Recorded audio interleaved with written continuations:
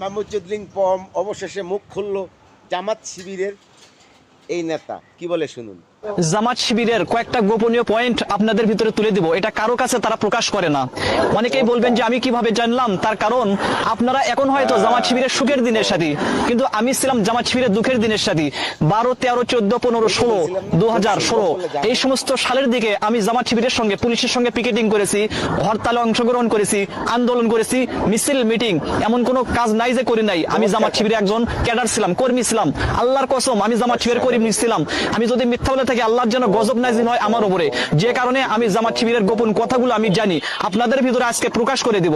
Point number 1, Jamaat Shibir ক্ষমতার লোভে যে কোনো কাজ করতে পারে, যে কোনো গুনাহের কাজ, শিরকি, বেদাতি, কবিরা, সগীরা, জিনা, ব্যভিচার, যে কোনো কাজ তারা করতে পারে ক্ষমতার লোভে, এটা আমি জানি। তার কারণ তার প্রমাণ আপনাদেরকে দেই। ডক্টর শফিকুর রহমান আগে তারাই ফতোয়া দিয়েছে, মিজানুর রহমান আজহারি, আমির হামজা তারাই ফতোয়া দিয়েছে যে মৃত্যু মানুষের সম্পর্কে যে কোনো কিছু করা, ফুল দেওয়া, স্মরণ করা, এটা শিরক। আর এখন তারা দেওয়ার কারণে সেই শিরকটাকে উল্টা দিকে নেগাইতেছে যে একটু বাঁচানো যায় কিনা। আপনারা দেখতে পারলেন জিনা করে জামাত শিবির, এটা আমি জানি, প্রমাণ চাইলে আমি প্রমাণ দিতে পারবো। জিনা গুনাহ তারা করে, কবিরা গুনাহ তারা করে, আফসোস জিনা কবিরা গুনাহ তারা করে।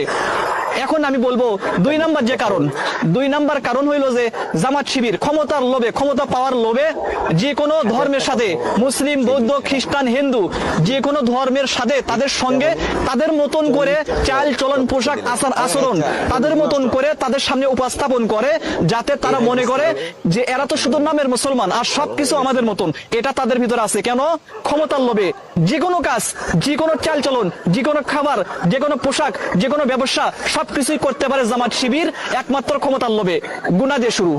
এখন আপনি দেখেন পৃথিবীর ভিতরে কোন নবী, কোন সাহাবী, কোন দিনদার মানুষ গুনাহ দিয়ে কোনো কাজ যতই পরিকল্পনা হোক, গুনাহ দিয়ে কোনো কাজ কি শুরু করে? করে না। আর জামাত শিবির গুনাহ দিয়ে শুরু করে। এই জন্য জামাত শিবির থেকে আপনারা সবাই সাবধান থাকবেন, আপনাদের সন্তানদেরকে সাবধান করবেন। আমি জামাত শিবিরের বড় ক্যাডার ছিলাম, কর্মী ছিলাম, যে কারণে আমি সবকিছু জানি। আমার মতো